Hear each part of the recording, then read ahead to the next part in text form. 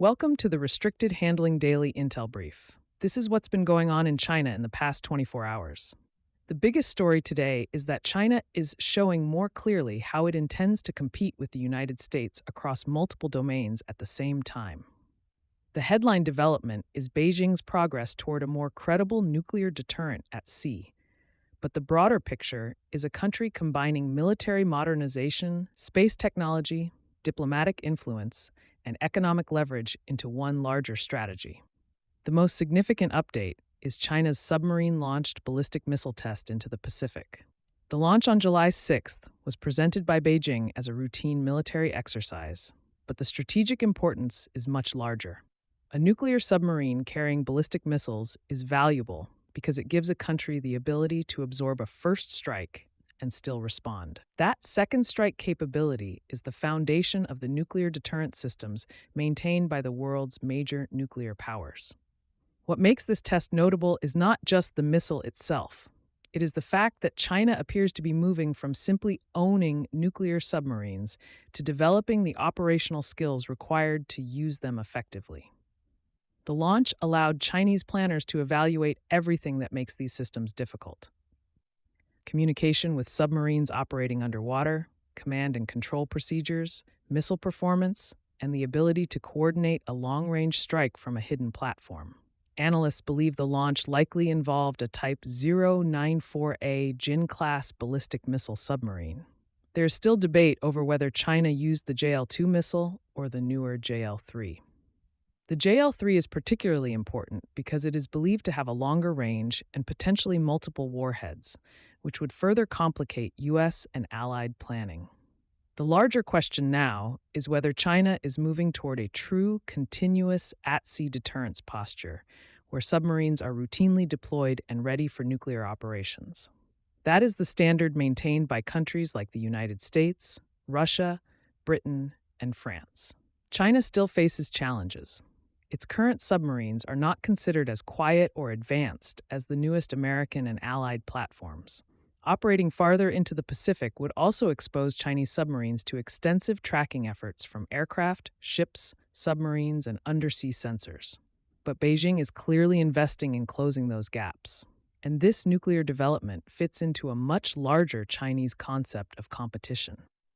A recent analysis examined how the Chinese Communist Party views national power through the idea of comprehensive national power. In Beijing's view, military strength, technology, economic capacity, diplomatic influence, and information control all reinforce one another.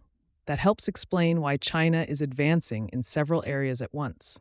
Take space, for example. China successfully recovered an orbital-class rocket booster for the first time with its Long March 10B rocket. The booster launched from Hainan, placed a satellite into orbit, and then returned to an offshore platform. This is a major technological milestone because reusable rockets can dramatically lower launch costs and increase the speed at which a country can put satellites into orbit. The comparison everyone naturally makes is SpaceX. China is not yet operating at SpaceX's level of reliability or launch frequency, but the strategic goal is very similar: make access to space cheaper, faster, and more scalable. And this is not only about commercial space. More launch capacity means more opportunities for communications satellites, intelligence collection, and military space capabilities. The Long March 10 program also supports China's ambitions for crewed lunar missions before 2030, making this another example of Beijing tying prestige, technology, and strategic competition together. Meanwhile, China continues using diplomatic and economic influence to shape the Indo-Pacific environment. One of the clearest examples is the new security agreement between Australia and Fiji. Australian Prime Minister Anthony Albanese and Fijian Prime Minister Sitiveni Rabuka announced the Ocean of Peace Alliance, creating a framework for security cooperation and mutual support during major crises. The agreement is significant because Fiji had not previously entered into a formal military alliance. New Zealand is also considering joining, which could expand the arrangement into a broader regional security partnership. This is part of a larger competition over influence in the Pacific. China has spent years expanding relationships across the region through infrastructure projects, economic partnerships, and diplomatic engagement.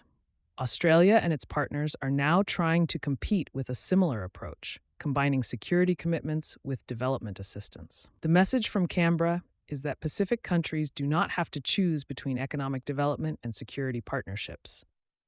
At the same time, Beijing continues applying pressure in contested maritime areas.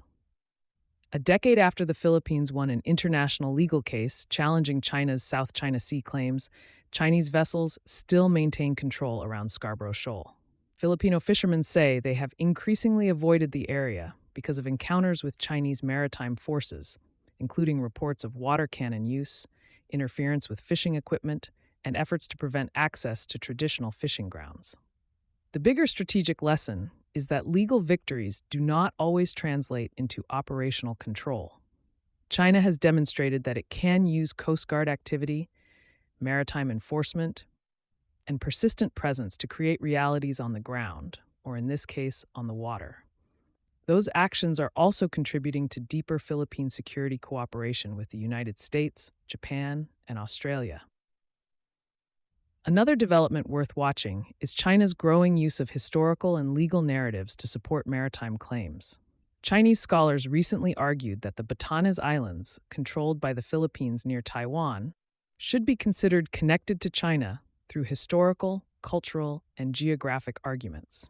This does not represent a formal policy announcement from Beijing, but these arguments matter because China has frequently used legal research and historical claims as groundwork for future diplomatic positions. The pattern is familiar.